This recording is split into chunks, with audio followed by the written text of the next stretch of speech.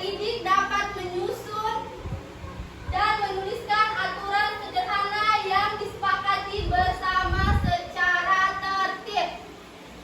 Dan yang ketiga, peserta didik dapat menunjukkan sikap disiplin dan tanggung jawab dalam melaksanakan aturan yang telah dibuat bersama secara konsisten. Jadi sekarang Ibu ingin kalian bayangkan apa jadinya kalau tidak ada aturan di sekolah. Oke, betul. Kalau kalian bikin aturan sendiri, aturan apa yang paling penting?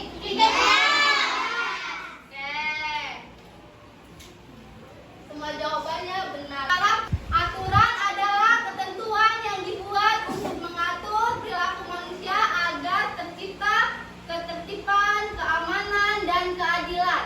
Aturan dapat berlaku di berbagai tempat seperti di rumah, sekolah, masyarakat, bahkan negara. Setiap aturan dibuat dengan tujuan tertentu.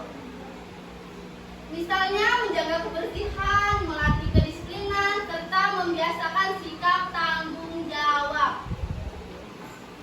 Oke, di sini ada tujuan aturan. Yang pertama, menjaga ketertiban dan keamanan. Yang kedua, membiasakan hidup disiplin. Dan yang ketiga, melatih tanggung jawab. Dan yang keempat, menciptakan lingkungan yang adil dan tertib bagi semua orang.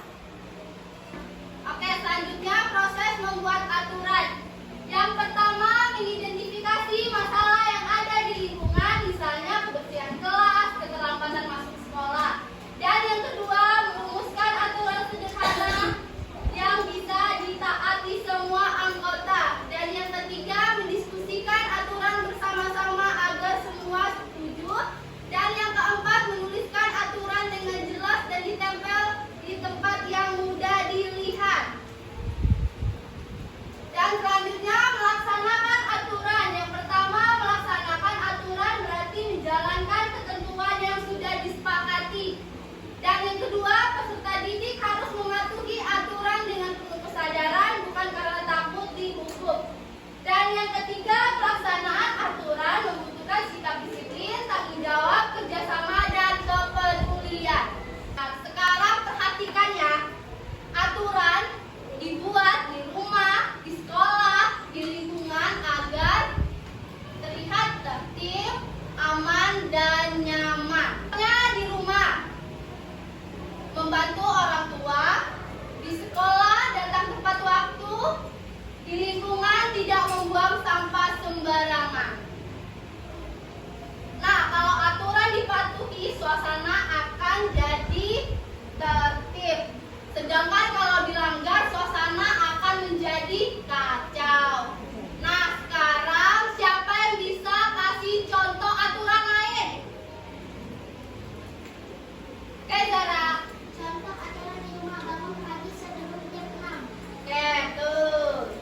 Nah, sekarang kalian akan membuat aturan sendiri. Ibu akan membagi kalian menjadi 5 kelompok yang berisi 5 orang. Ayo, bentuk kelompoknya dulu.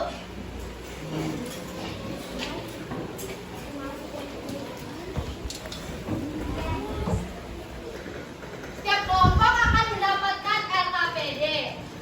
Jadi, tugasnya tuliskan 5 aturan yang kalian sepakati bersama.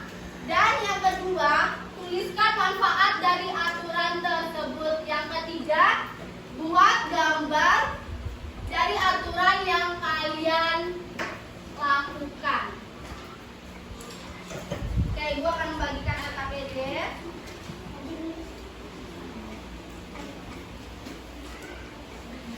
Kelompok 1 mana? Kelompok 2. Kelompok 3.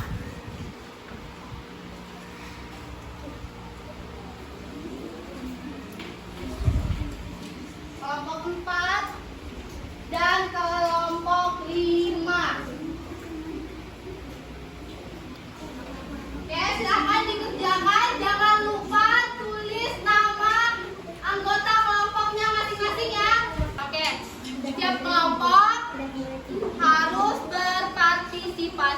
boleh hanya satu orang saja yang mengerjakan. Oke, silakan dikerjakan.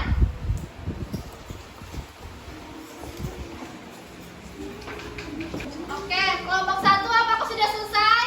Sudah. Oke, silakan maju ke depan dan presentasikan hasilnya.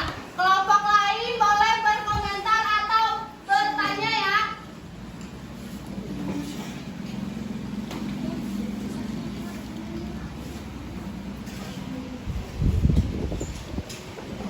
Kami dari kelompok 1 membuat aturan menjaga kebersihan kelas. Tujuan aturannya agar lingkungan belajar menjadi bersih, nyaman, dan sehat. Isi aturannya tidak boleh membuang sampah sembarangan. Setiap hari bergantian menyapu kelas. Merapikan meja dan kursi. Menjaga papan tulis agar tetap bersih. Meletakkan barang di tempatnya. Manfaatnya kelas menjadi bersih, rapi, dan nyaman digunakan saat belajar. Oke, silakan duduk. Oke, bagus sekali jawaban dari kelompok 1. Lain apa ada yang ingin menanggapi? Tidak. Wah, hebat semua kelompok hari ini kompak ya. Senang sekali melihat kalian yang bersemangat. Sebagai bentuk apresiasi ibu akan memberikan kalian penghargaan berupa sertifikat. Oke, silakan setiap kelompok perwakilannya maju ke depan.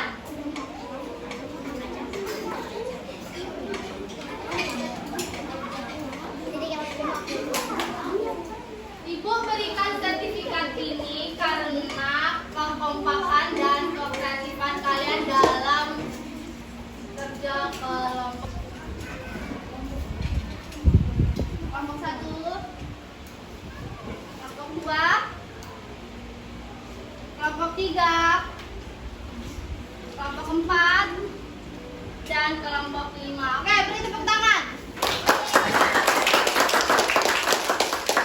Ingat ya, penghargaan ini ibu berikan bukan hanya karena hasilnya bagus, tapi karena sikap, kerjasama, dan tanggung jawab kalian. Sekarang mari kita baca kesimpulan bersama-sama ya. Oke, jadi kesimpulannya membuat